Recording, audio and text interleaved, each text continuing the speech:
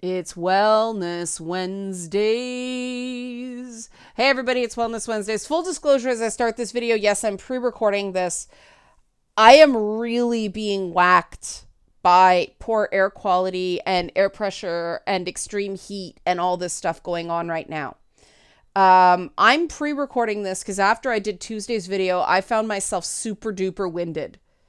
And so I'm trying to get this out so that I can basically save my strength for Twitch Tuesday night, which has already happened by the time you're watching this. So if I pull some malapropisms, if you hear me slurring a little bit, it's just a lack of oxygen. My lips are a bit blue. Yeah, I can see the veins, but we do what we can. This week, some people through Patreon wrote me to tell me the specifics of how a video helped them with a specific bit of life, which was really awesome and nice to hear. And I'm really happy that people are finding these videos so useful. So, you know, if you want to contribute to the continued making of these videos, because they don't do as well as other more flashier titles, help support this channel, become a monthly patron, patreon.com/Leanna K. So today we're talking about, well, it's a bit of a flashy title. How to make friends when you're not good at making friends. Bit of a misnomer, because making friends, I don't really consider that a skill like some other soft skills or sort of interpersonal skills. Making friends is like you meet someone, you guys have a lot in common.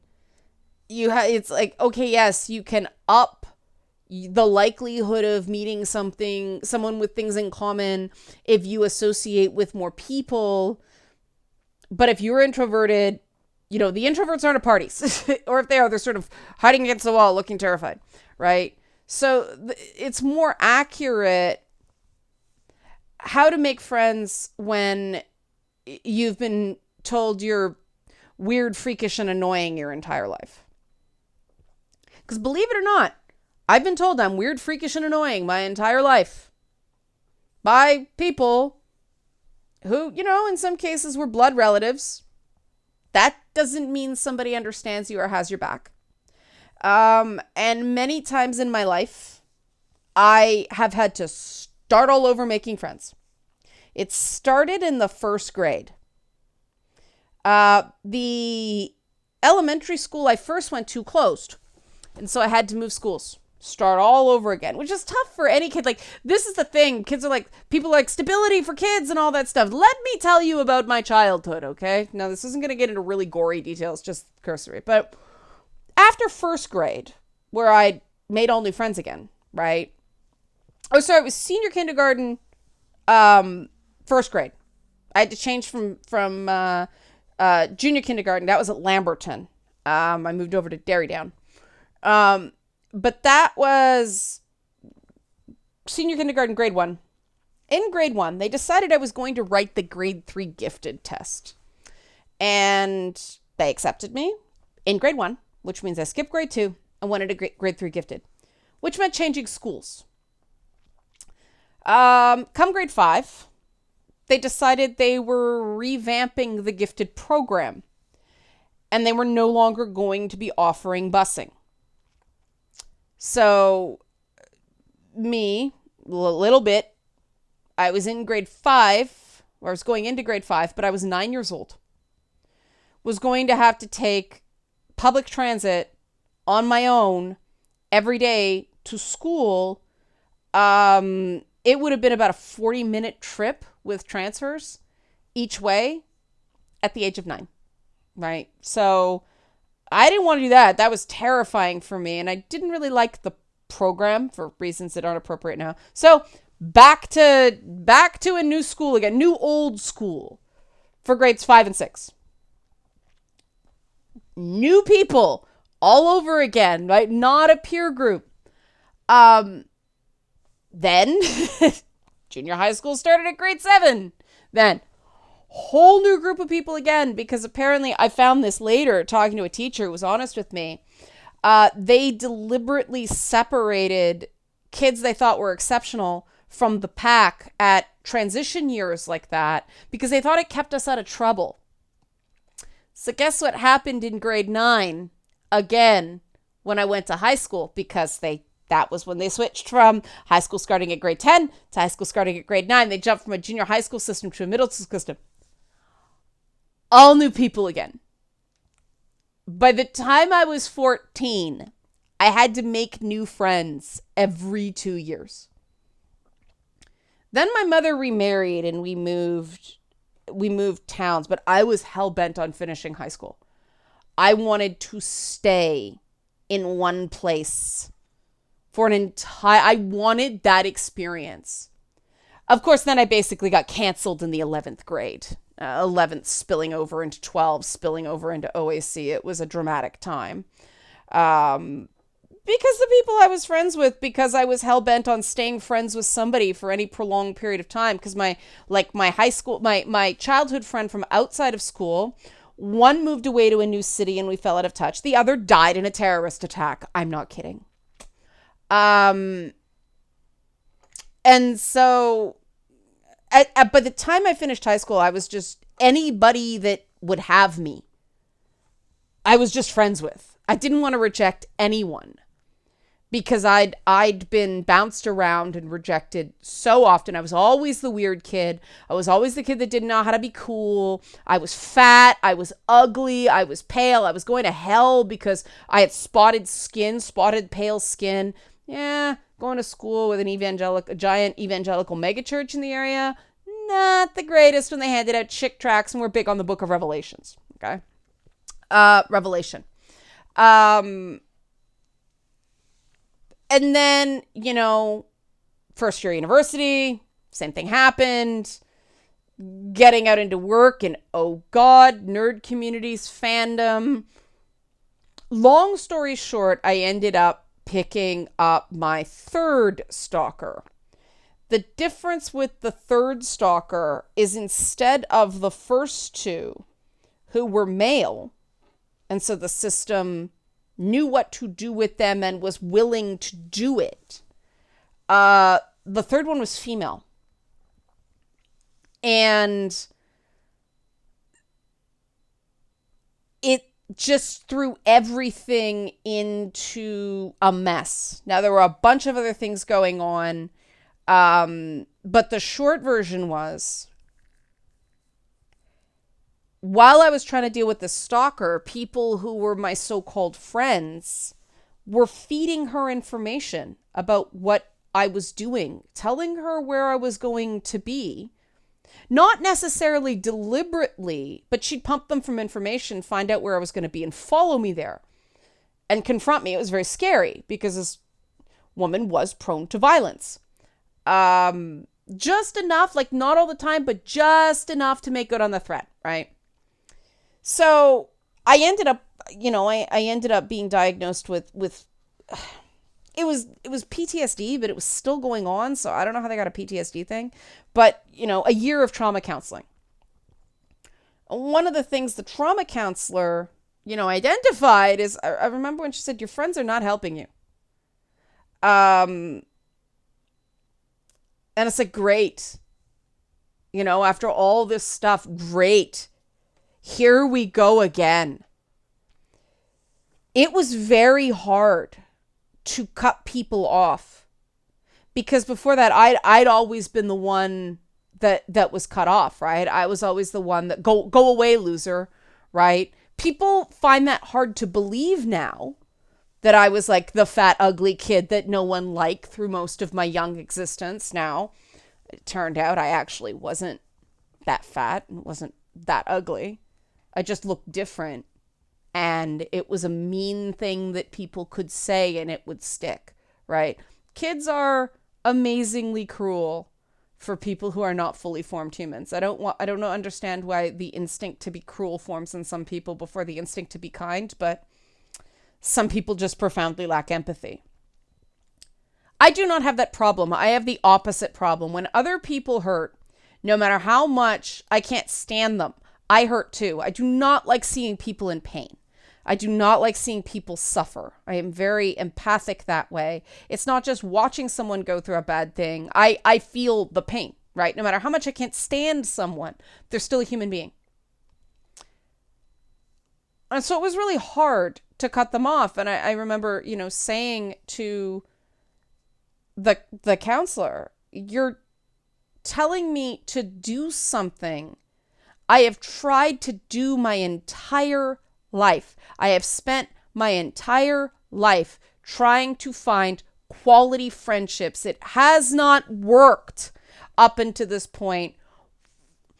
Why would I be able to do it now? Like, doesn't make any reasonable sense, right? Now, this was before social media was the big thing, so it's not as easy to keep in touch. It wasn't easy to keep in touch with people back then.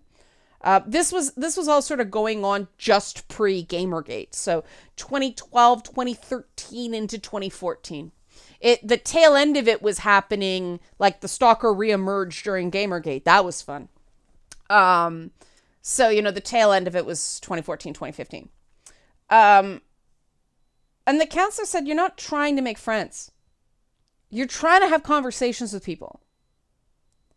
And I remember feeling just so pathetic. Like, just, I am that much of a screw up that I have to practice talking to people.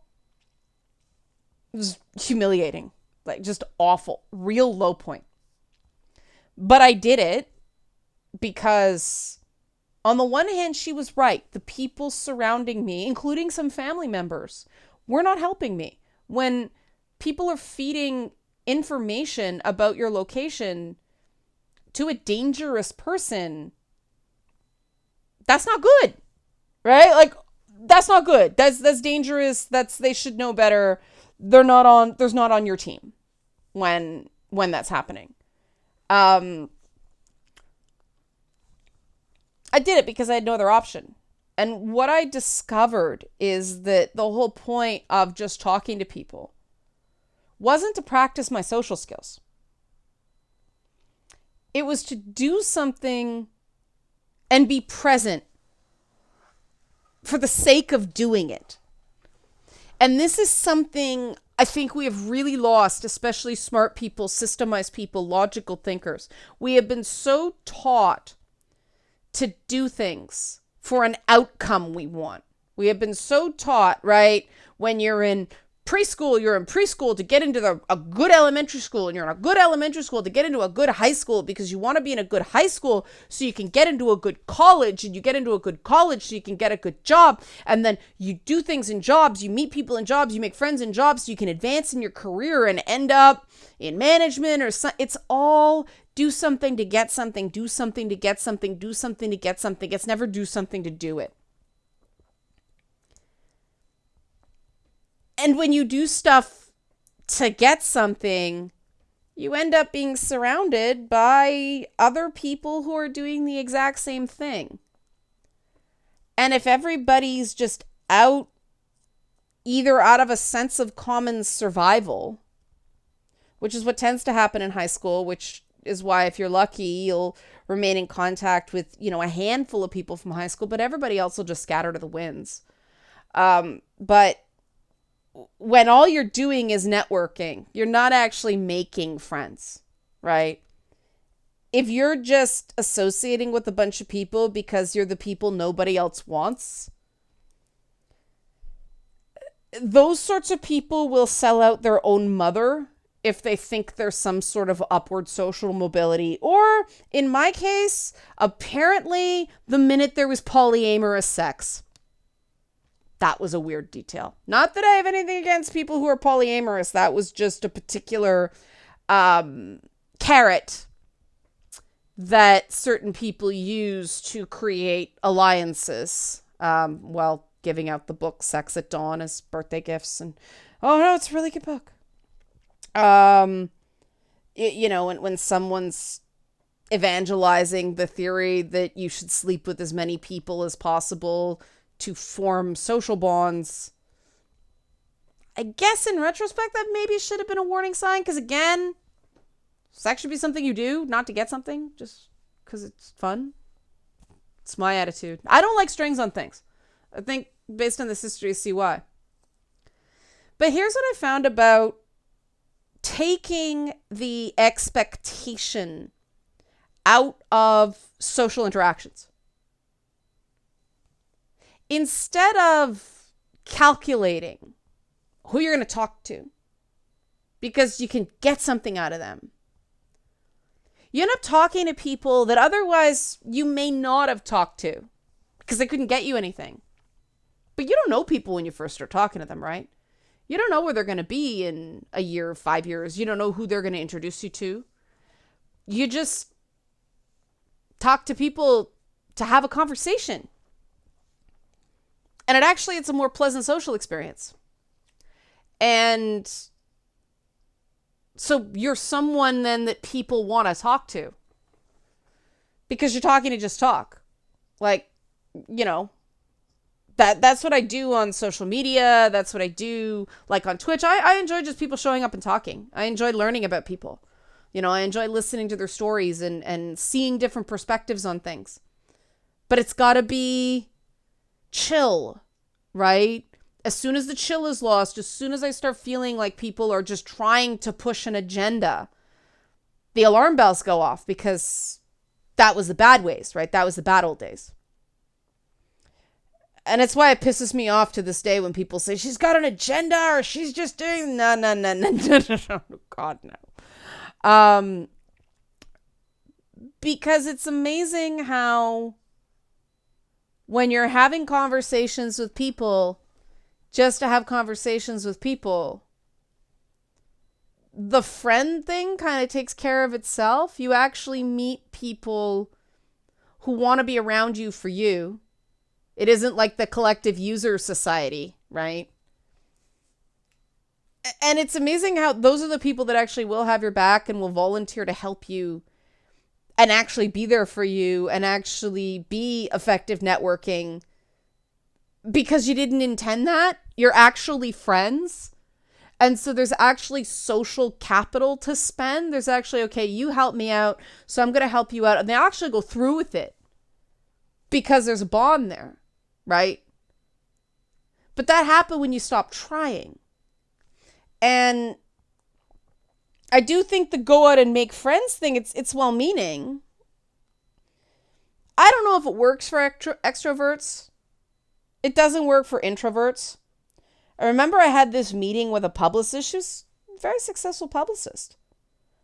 And, you know, we met with her part of the image cleanup. And, you know, I said, like, I'm not,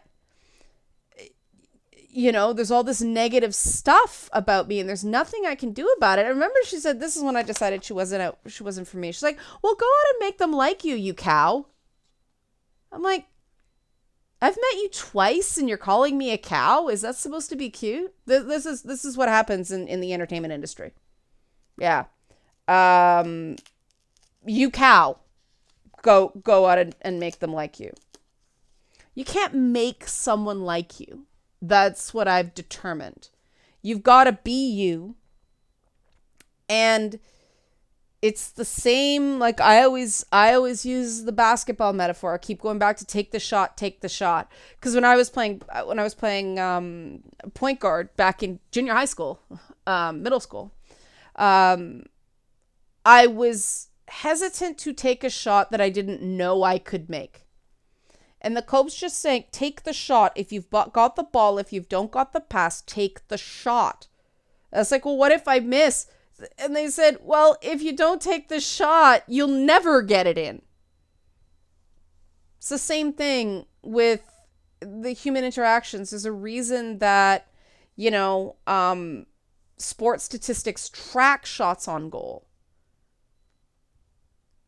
The thing is, you're shooting to shoot. Like, it's more like at the driving range, right? Social interactions. You're just out there at a driving range.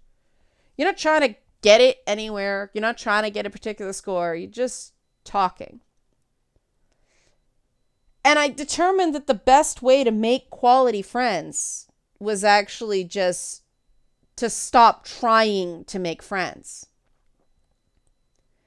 And the funny thing about it is that it was actually, I think,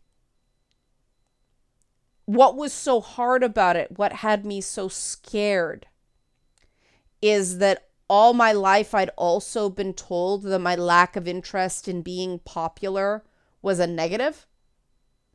So I had to retrain my entire thinking to go back to that default state that I've been shamed of, which is I can't control if people like me, and I really don't terribly care in my heart of hearts. I'm a human being. I expect not to be abused, even if you don't like me, period. Thank you very much.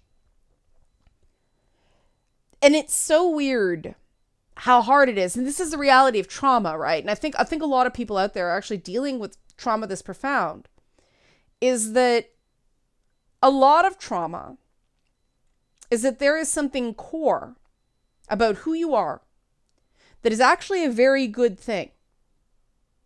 But your whole life you have been shamed for that thing that makes you you, and told this is not actually a good thing. This is actually a bad thing. What's wrong with you, you weirdo freak, right? Healing from trauma is the state of getting back to who you were before people made you ashamed of who you are.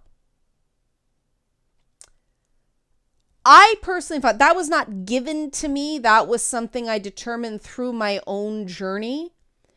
I found that the things that were hardest to just accept that I could be were the things that became the most natural and the most empowering once I stopped being afraid and actually did them. And it was because, the world's had demanded of me that I try to pretend to be a whole bunch of things I wasn't for so long, that I was so afraid of those elements of me that are just me. That's a really powerful thing. And I think everybody has, especially in gaming. And I think that's why some of these things hit so hard.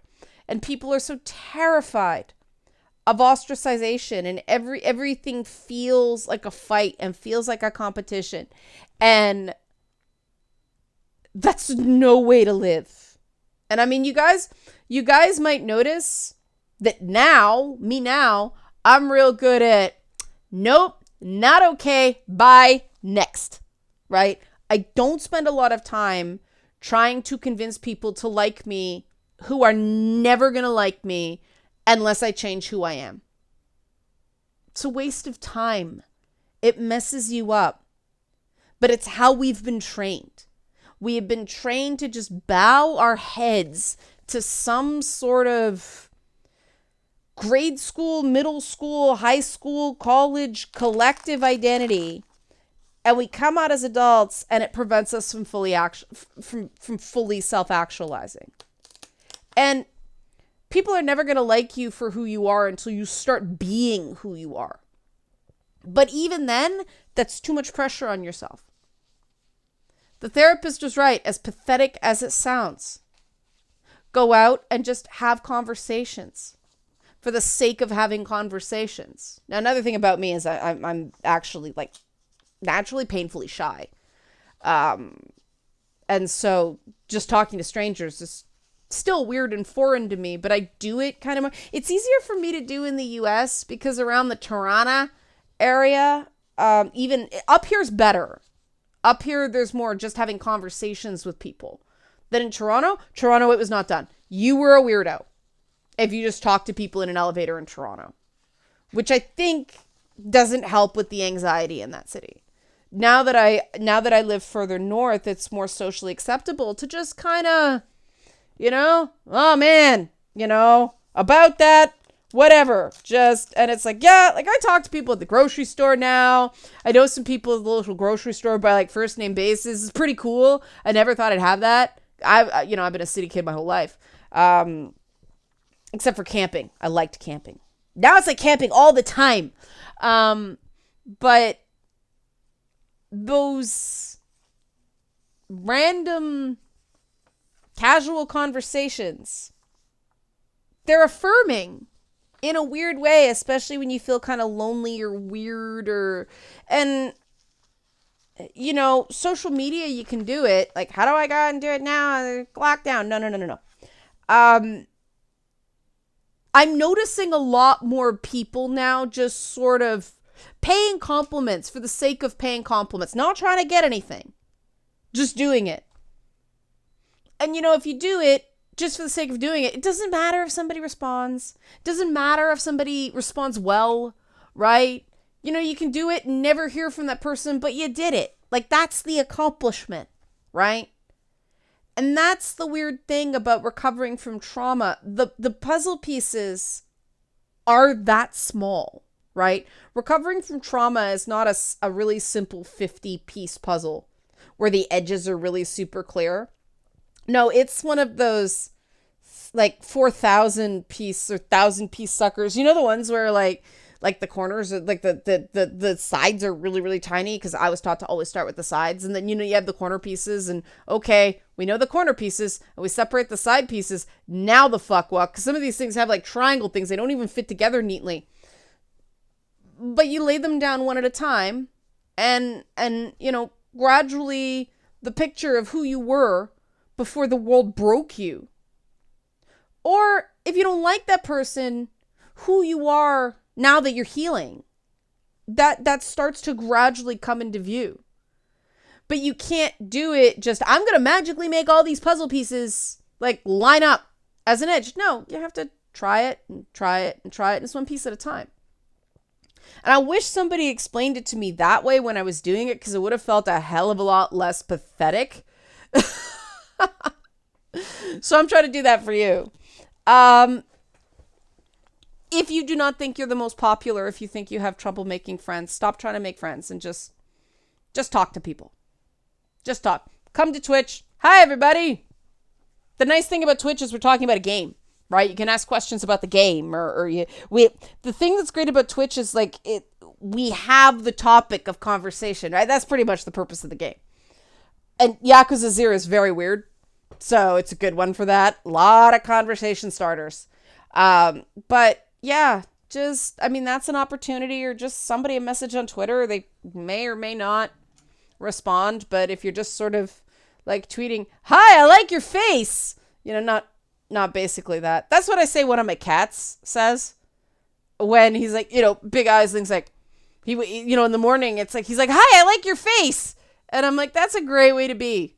Maybe not specifically, "Hi, I like your face," but "Hi, I like something."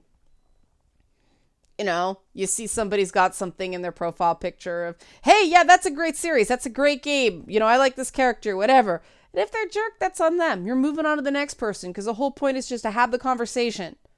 Not trying to get anything out of the conversation. Not trying to get any particular response. Not trying to get anything out of it. Not trying to build anything. The doing is the doing. It is amazing how you regain a sense of control by letting go of a need for a sense of control every single second of your day. That might sound a little counterintuitive, but you can't control every single second of your day. And so to try to do it is just setting yourself up for failure. And that's part of what's making you so miserable. Okay, this has been Wellness Wednesday. You know what I'm going to do now. Help support this channel. Become a monthly patron. Patreon.com/LeannaK. Thanks for watching.